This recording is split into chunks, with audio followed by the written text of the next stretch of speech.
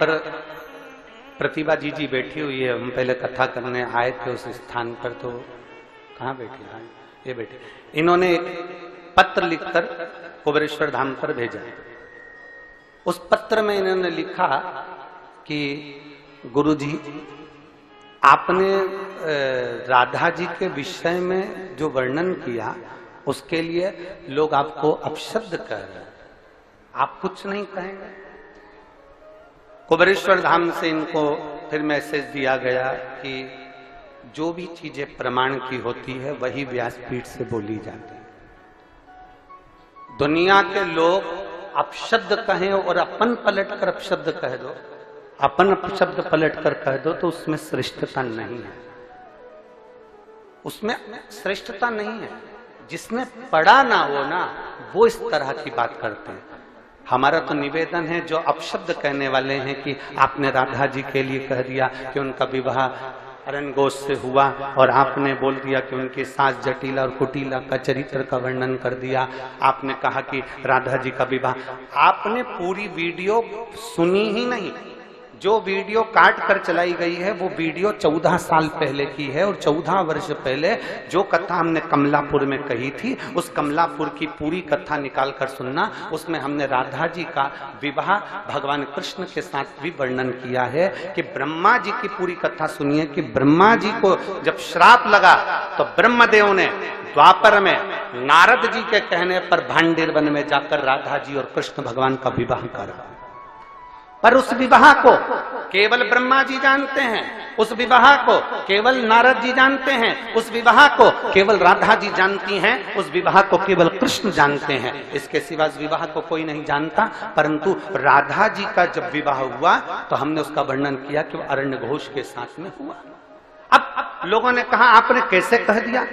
तो हम कहें कभी पढ़िए, और अगर पढ़ नहीं सकते तो ब्रज 84 कोस की यात्रा करने जाइए, और ब्रज 84 कोस की यात्रा करने जाओ तो ब्रज 84 कोस में कोकिला वन में जाइए, और कोकिला वन में कोसी के पास में मथुरा क्षेत्र, कोसी क्षेत्र के मध्य में जावा गांव जाइए, और जाव गांव जाइए, उस जाव गांव में जाकर देखिए, उस गांव में अनय घोष, जटिला, कुटिला, कृष्ण और राधा जी का मंदिर बना हुआ है, जो आज भी ब्रज 84 कोस में विराजमान है, जो आज भी ब्रज 84 कोस में। अब दुनिया के लोग कहे कि आपने कहां से कह दिया ये प्रसंग? तो ब्रह्म वैवर्त पुराण के 271 नंबर पेज पर 49 नंबर के अध्याय में भगवान राधा रानी के विवाह का प्रसंग वर्णित है। और चाहो तो लाओ ब्रह्म वैवर्त पुराण, लाओ ब्रह्म वैवर्त पुराण लेकर। मैं चाहूंगा चैनल वालों से कि आप भी दिखाएं कि ब्रह्म वैवर्त पुराण के अंतर्गत ये राधा जी के विवाह का प्रसंग है क्यों।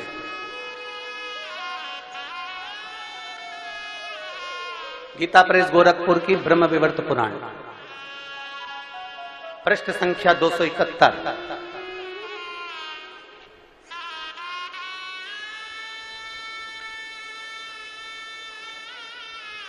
पृष्ठ संख्या 271, अध्याय नंबर 49, जिसके अंतर्गत भगवान देवाधिदेव महादेव, आप जहां हमारी उंगली चल रही है वहां पर दिखाएं, श्री महादेव जी माता पार्वती को कहते हैं, पार्वती जी, ये पूरा प्रसंग आप पढ़िएगा और पढ़ने के बाद फिर नीचे आइएगा।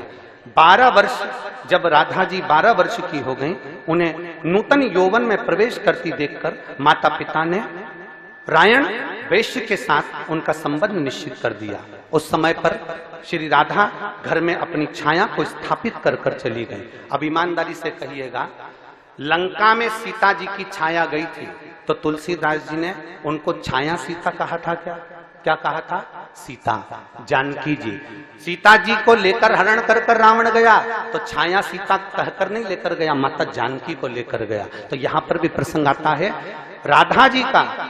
तब राधा जी ने अपनी छाया को स्थापित कर दिया और छाया के साथ ही उक्त रायण का विवाह हुआ। ये प्रसंग हमारे यहाँ ब्रह्म वैवर्त पुराण के अंतर्गत लिखा हुआ है। और अगर किसी को पढ़ना भी ना आए तो हमारा निवेदन है, एक बार ब्रज 84 कोस की यात्रा जरूर करिए, और ब्रज 84 कोस की यात्रा करते समय आप जाव गांव जाइए, कोसी कला के पास में कोकिला वन के अंतर्गत, मथुरा के अंतर्गत जाओ, गांव में जाओ और वहां अनय घोष का मंदिर बना हुआ है, अयन घोष का मंदिर, जटिला कुटिला का मंदिर बना हुआ है, जहां भगवान कृष्ण और राधा विराजमान। तो दीदी ने कहा कि गुरुजी ये लोग आपको अपशब्द कर रहे हैं। हमने कहा उसका जवाब नहीं दिया जाता, अपशब्द कहने वाले अपशब्द कहते रहेंगे और भगवान शंकर की कथा आगे बढ़ती रहेगी।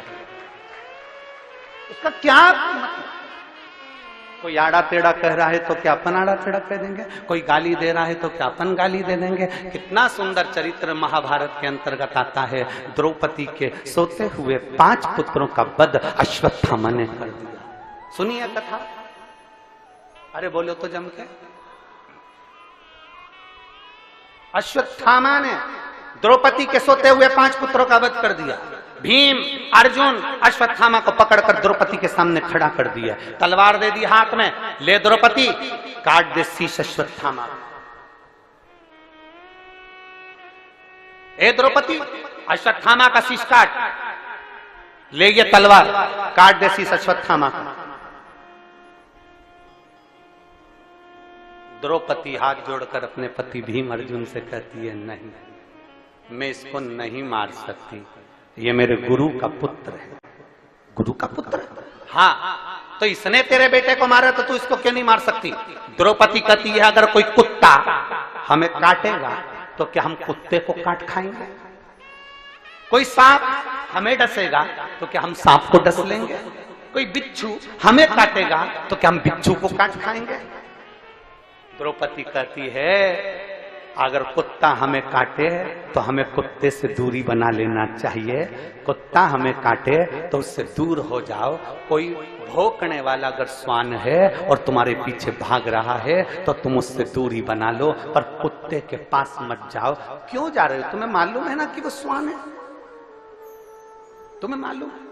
श्वान काटे तो श्वान से दूरी बना, श्वान काटे तो हम श्वान को नहीं काटते। कोई अपशब्द बोल रहा है तो हम अपशब्द नहीं कर सकते, कोई आड़ा टेढ़ा बोल रहा है तो हम आड़ा टेढ़ा नहीं कर सकते, कोई अपशब्दों की गर्जना कर रहा है तो हम अपशब्द नहीं कर सकते। क्यों नहीं कर सकते? क्योंकि उसको ज्ञान का अभिमान है, उसको अहंकार आ गया, अभिमत्ता आ गई, अपने भीतर उसको ज्ञान का अर्जन हो गया, इसलिए वो अपशब्द कह रहा है। पर जो विद्वान ब्राह्मण होते हैं, ब्रज में रहने वाला एक एक विद्वान ब्राह्मण, ब्रज का निवासी जो विद्वान ब्राह्मण होते हैं, वो एक एक पुराण का अध्ययन करे हुए होते हैं, इसलिए उनको मालूम है कि ये प्रसंग कहां से लिया गया होगा, ये प्रसंग कहां से बोला गया होगा। जिसने ब्रज 84 कोस की यात्रा करी होगी उसको मालूम है कि हमने ब्रज 84 कोस में कोकिला वन में जब प्रवेश किया था तब हमने अरण्य घोष का मंदिर देखा है, हम वहां पहुंचे हैं, आज भी वो स्थापित है, आज भी वहां जटिला कुटिला विराजमान है, आज भी वहां। संशय बहुत लोगों का क्या है।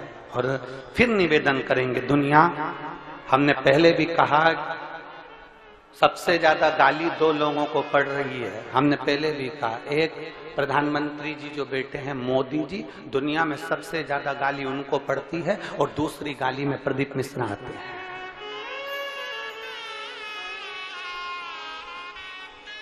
दुनिया में अगर सबसे ज्यादा किसी को गाली पड़ती होगी तो उनको पड़ती होगी। एक कथा के मामले में, कथा के मामले में अगर सबसे ज्यादा गाली पड़ती होगी तो हमको पड़ती होगी। टोटका वाला महाराज, तो ये वाला महाराज, तो अब शब्द, तो ताने, तो गालियां, तो अड़े टेढ़े, तो भी दुनिया के लोग कहें ये, इसको कोई फर्क ही नहीं पड़ता। क्योंकि शिव पुराण में हम भी तो कहते हैं, आग लगे बस्ती में अपन रो मस्ती में, क्या किसको रोई है चादर ताने।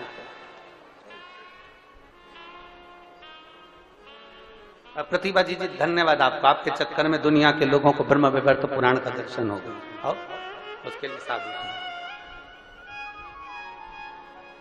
शिव तत्व की प्राप्ति।